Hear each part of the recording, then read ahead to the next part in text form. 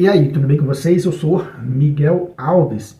Nesse vídeo, vamos destruir argumentos protestantes de uma forma fácil de entender. Vamos destruir argumentos protestantes sobre a história da igreja, sobre a história da Santa Igreja, Católica Apostólica Romana. Por quê? A gente já começa dizendo, eles não têm história. O protestantismo em 500 anos não tem uma história única para você contar. Não tem uma história para você contar. O que tem é a história de cada denominação. A denominação tal tem uma história, a outra tem outra. Ou seja, não tem uma história como a Igreja Católica. Então, eles só podem contar a história de quem tem história. Entende? De quem tem história. Mas enfim,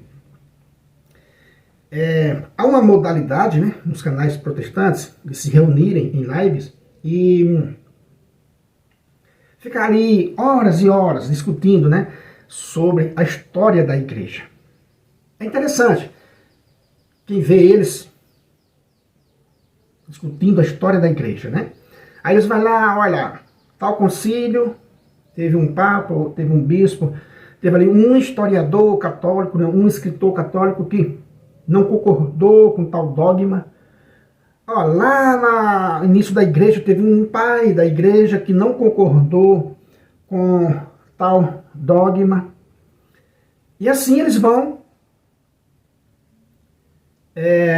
buscando um consolo para um jogo que já está decidido. Veja, estão buscando consolo para se consolar de uma partida que já está decidida. Imagine você torce para um time, O seu time ganhou do adversário de 2-0. O seu time ganhou lá o campeonato, ganhou o jogo, ganhou a final, está decidido, não tem reversão. O que fica para o outro torcedor do time perdedor, que você conhece ali no seu trabalho, na sua casa? O que é que fica?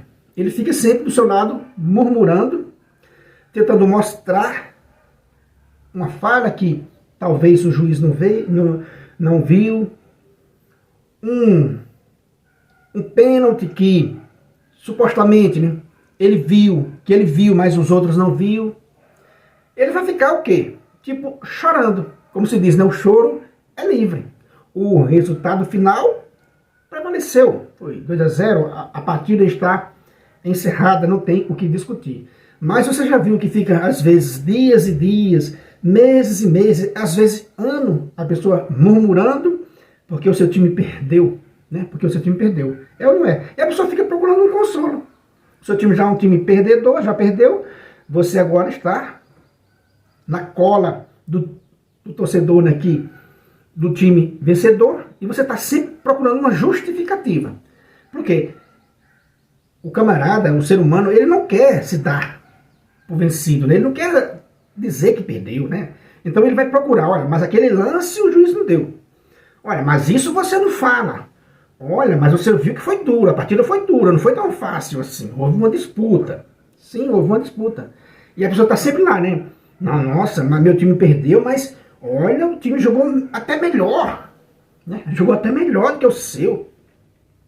Sim, jogou até melhor. Pode, no seu ponto de vista, pode ter jogado melhor, Mas esse é o seu ponto de vista. O que vale é o resultado final, O time já ganhou, já está decidido.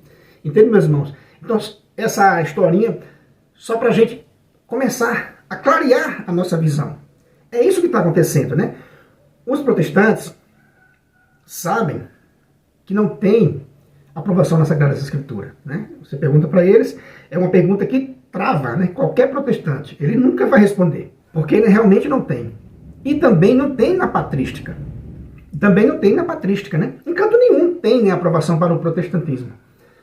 Então ele faz o quê? Ele vai lá na história da igreja e diz, aí ele fica jogando isso, entendeu? Para a plateia dele, para os seguidores dele. Para quê? Para se confortar. Sabe aquele time que perdeu? Já está definido, mas ele quer se conformar. Ele quer se procurar um consolo. Ou seja, o choro é livre, né? Aí ele fica dizendo, mas você não viu que tal Papa, né, discordou do outro? Olha que esse historiador católico escreveu um livro dizendo que não concorda com esse dogma. O choro é livre. O que vale é o que prevaleceu. Por exemplo, as Sagradas Escrituras, né, o cânon sagrado do Novo Testamento que temos hoje. Todo católico que já ouviu alguma coisa, né, sobre esse assunto sabe que houve uma disputa, não foi simples.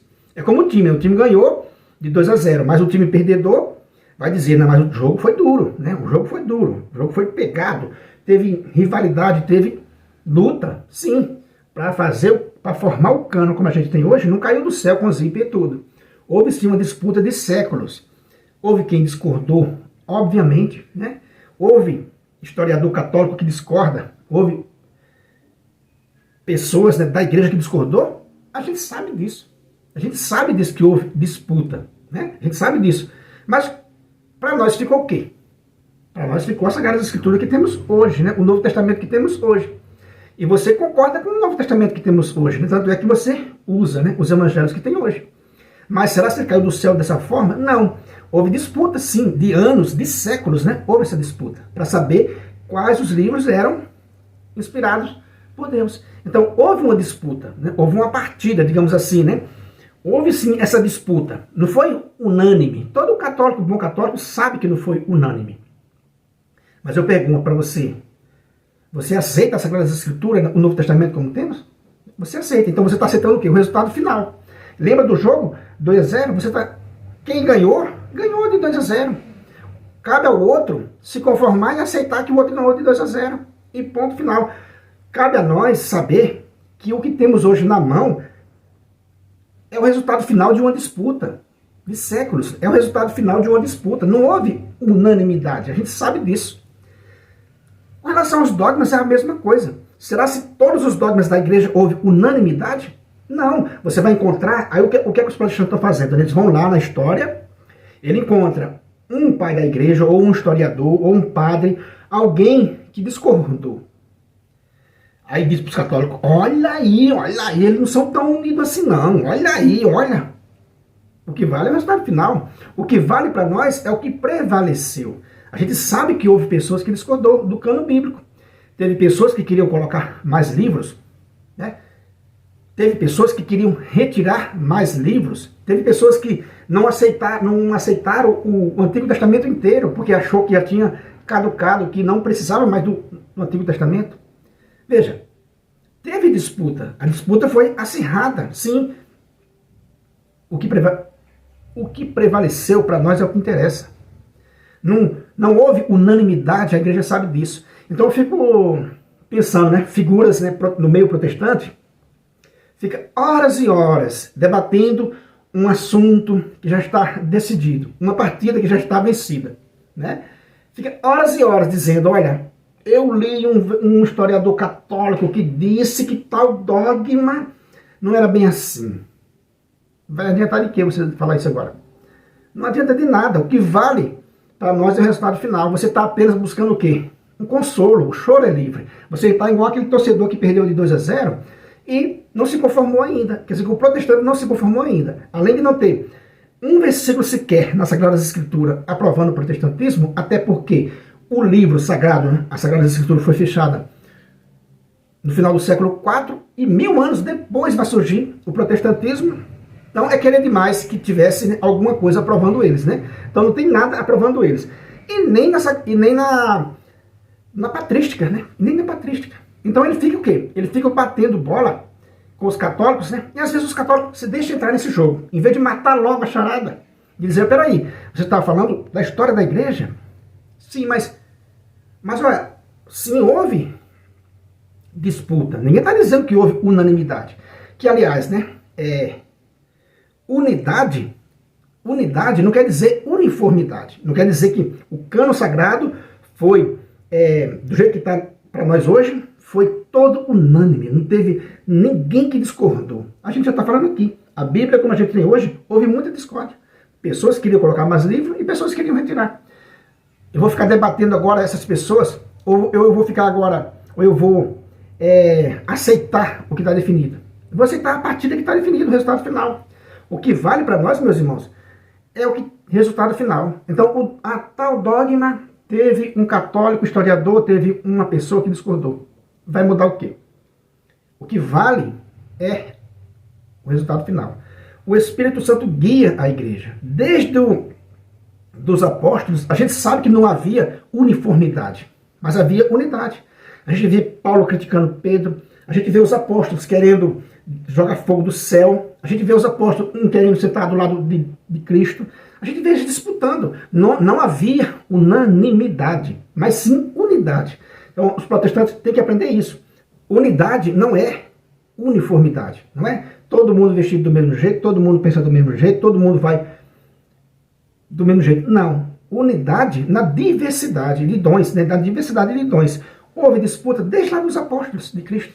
Com Cristo lá, andando com eles, havia gente disputando.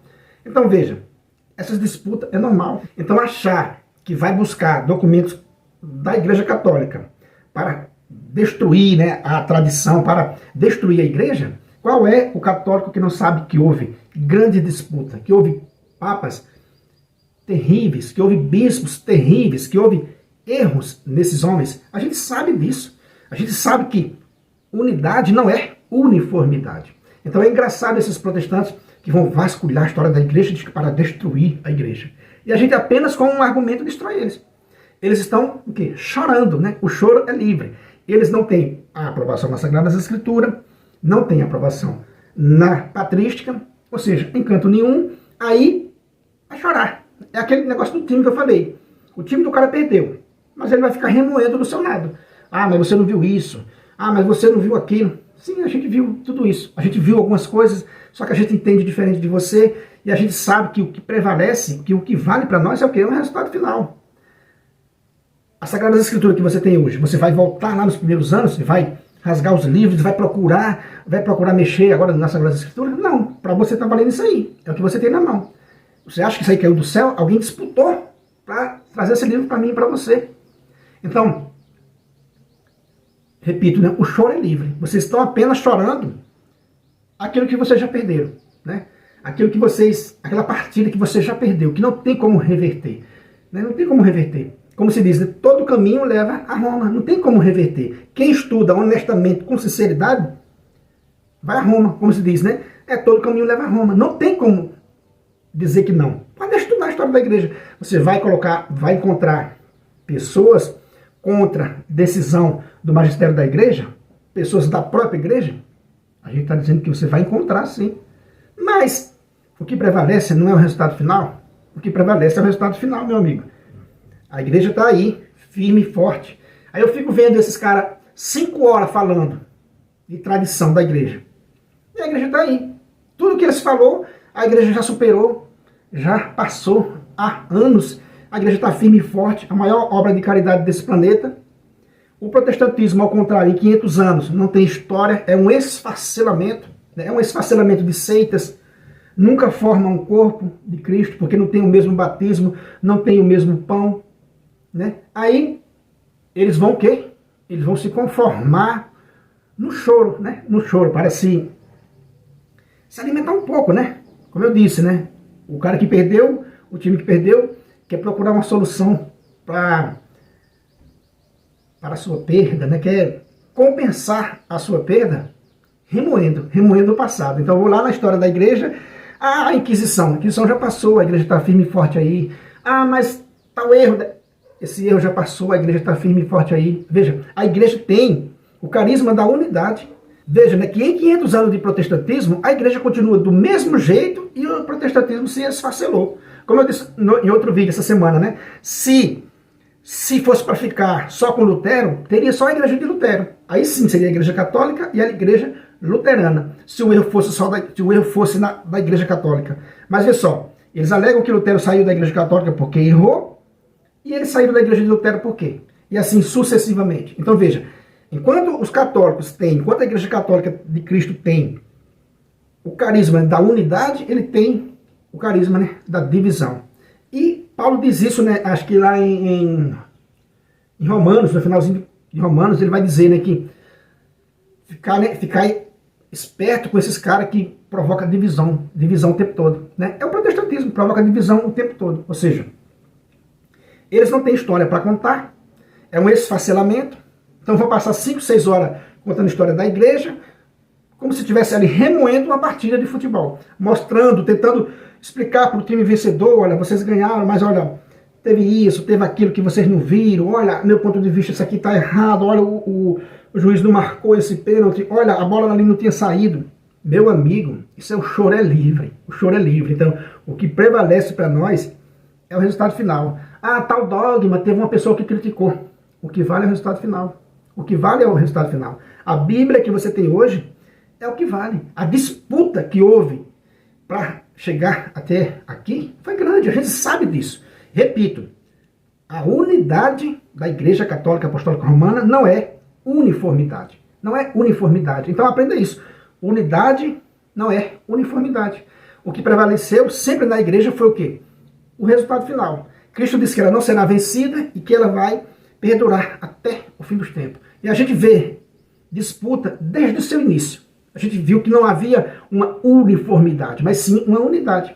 Então buscar esses documentos, fique à vontade. Só que você que é católico, que está vendo esse vídeo, aprenda isso. Eles estão o quê? Eles estão apenas remoendo uma partida perdida. Estão apenas chorando, lamentando o jogo perdido. Então é isso aí, meus irmãos, que eu quis partilhar com vocês nesse vídeo. Se você não é inscrito nesse canal, né, se inscreva, compartilhe aí essa mensagem com outras pessoas. Muito obrigado e fique com Deus.